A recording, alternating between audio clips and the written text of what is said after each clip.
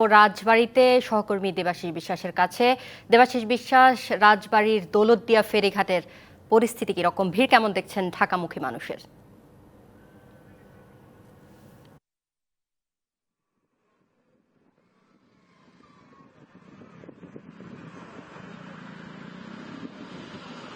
আমরা এখন রয়েছি রাজবাড়ী জেলার দৌলতদিয়া ফেরিঘাটে।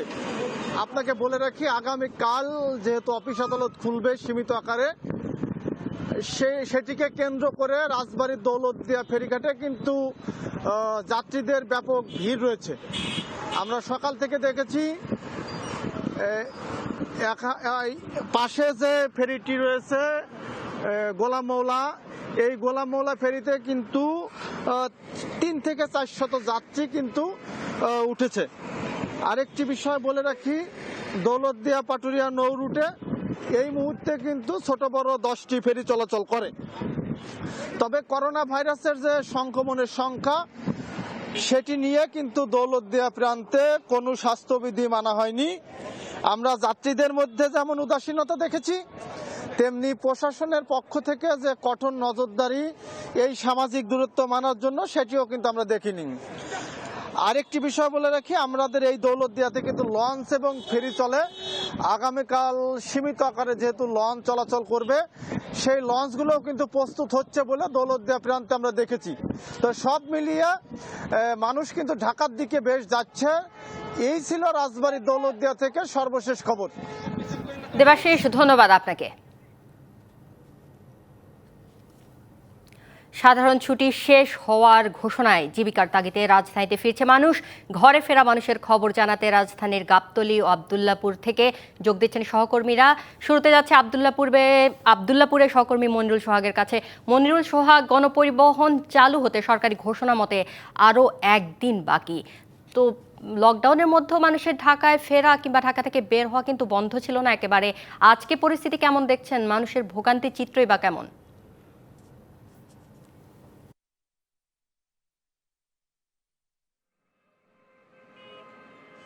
ফরিদা, আপনি জানেন যে সাধারণ ছুটি শেষ হওয়ার ঘোষণা এসেছে এরই মধ্যে, এবং বিভিন্ন অফিস আদালত এবং যেসব প্রতিষ্ঠান ছিল সেগুলো কিন্তু সীমিত পরিসরে কার্যক্রম চালু হবে এরকম ঘোষণাও রয়েছে, এবং সেই ঘোষণার পর থেকে কিন্তু মূলত ঢাকায় ফেরার চাপ বেড়েছে। এবং আপনি দেখতে পাচ্ছেন আবদুল্লাপুর থেকে যদিও গণপরিবহন বন্ধ রয়েছে, এখন পর্যন্ত পায়ে হেঁটেও কিন্তু প্রচুর মানুষ আবদুল্লাপুর থেকে ঢাকায় প্রবেশ করছেন। এর পাশাপাশি সিএনজি, অটোরিকশা, মোটরসাইকেল, ব্যক্তিগত গাড়ি, মাইক্রো, এরকম যানবাহন যেভাবেই পারছেন ফিরছেন। তবে আমরা কিন্তু বেশিরভাগই দেখেছি পায়ে হাঁটা মানুষের ঢাকায় প্রবেশের সংখ্যা সবচেয়ে বেশি দেখেছি, এবং তাদের বেশিরভাগই কিন্তু আশপাশের বিভিন্ন জেলা বা আরও একটু দূর থেকেও এসেছেন। বিভিন্নভাবে ভেঙে ভেঙে ছোট ছোট পরিবহনে তারা সময় নিয়ে তারা আসলে মূলত ঢাকায় ফিরছেন। যেহেতু গণপরিবহন এখনও চালু হয়নি, সেক্ষেত্রে আসলে যারা একটু দূর থেকে আসছেন তাদেরকে কয়েক ধাপে ভেঙে ঢাকায়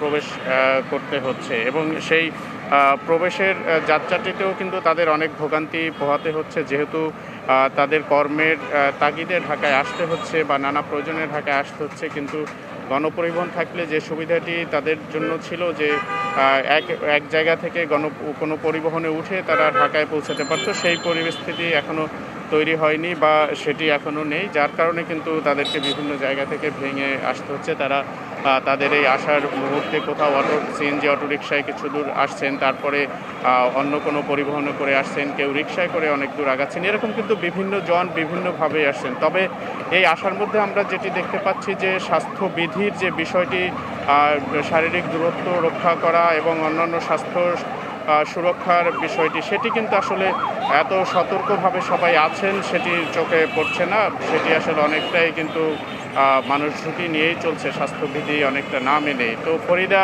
আবদুল্লাপুর থেকে এই ছিল আমার কাছে সবশেষ খবর ঢাকা ফেরত মানুষের। ধন্যবাদ মনিরুল সোহাগ আপনাকে। আবদুল্লাপুর থেকে যাচ্ছি গাবতলীতে সহকর্মী শাকির আহমেদের কাছে। শাকির, গণপরিবহন বন্ধ, ফেরিঘাটের মানুষের ভিড়ের কথা জানিয়েছেন সহকর্মী শফি মাহমুদ।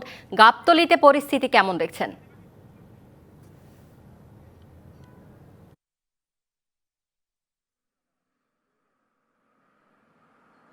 ফরিদা, আপনি জানেন গণপরিবহন আরও একদিন পরে চালু হবে, কিন্তু ঢাকামুখী যারা ঈদের ছুটিতে ঈদ করতে বাড়িতে গিয়েছিলেন তারা কিন্তু ইতিমধ্যে ঢাকা ফেরা শুরু করেছেন। রাজধানীর অন্যান্য প্রবেশপথের মতো ঢাকার গাবতলীর অবস্থাও একই। আবদুল্লাপুর থেকে সহকর্মী মনিরুল হক যেমনটি বলছিলেন, গাবতলীতে একই অবস্থা।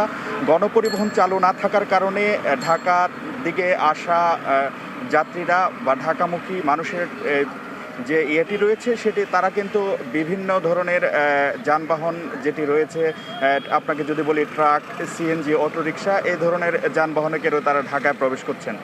আপনি জানেন যে করোনা ভাইরাসের কারণে বিভিন্ন ধরনের স্বাস্থ্যবিধির কথা বলা হয়েছে। এই ঢাকা প্রবেশের ক্ষেত্রে বিভিন্ন ধরনের যে যানবাহন যেগুলো প্রবেশ করছে সেগুলোতে কিন্তু স্বাস্থ্যবিধির বিষয়টি মানা হচ্ছে না বলেই দেখা যাচ্ছে।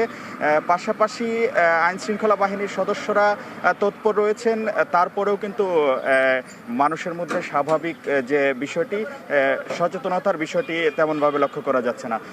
আরেকটি বিষয় আপনাকে জানিয়ে রাখতে চাই যে আগামীকাল থেকে সরকারি অফিস খোলার ঘটনা থাকলেও অনেক বেসরকারি অফিস কিন্তু আজই খুলেছে, যার কারণে সকাল থেকেই এই ঢাকা প্রবেশের যে এই গাবতলী পয়েন্ট সেটিতে মানুষ প্রবেশ করছেন। অনেককে এই পয়েন্ট চেকপোস্টের আগে প্রবেশ করে পায়ে হেঁটে ঢাকার ভিতরে প্রবেশ করতে দেখা গেছে। আবার অনেকে বিভিন্ন ধরনের সিএনজি, অটোরিকশা ইত্যাদি করে ঢাকার ভিতরে প্রবেশ করছেন। ফরিদা, আরেকটি বিষয় আপনাকে জানিয়ে রাখতে চাই যে আইনশৃঙ্খলা বাহিনীর পক্ষ থেকে এই বিষয়টি কঠোরভাবে দেখা হচ্ছে যেন সামাজিক দূরত্ব বজায় থাকে, পাশাপাশি স্বাস্থ্যবিধি যেটি রয়েছে সেটি যেন মানা হয়। ফরিদা, এই ছিল গাবতলী থেকে সর্বশেষ পরিস্থিতি। শাকির, ধন্যবাদ আপনাকে।